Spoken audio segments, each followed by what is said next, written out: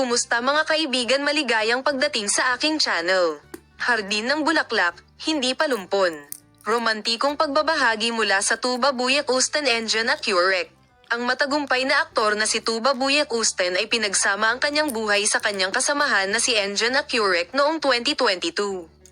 Ang mag-asawa, na nakatira sa kasal na puno ng kasal, ngayon ay dumating sa isang romantikong pagbabahagi.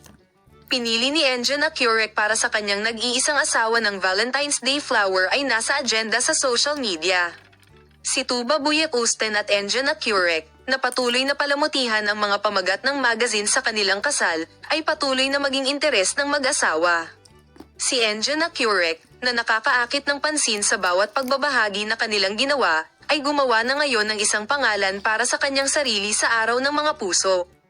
Engine at Curek and donor person Tuba Bayukasto sa Gul Bucket, kaya ang media ay binati ng malaking pagpapahalaga ng mga gumagamit nito.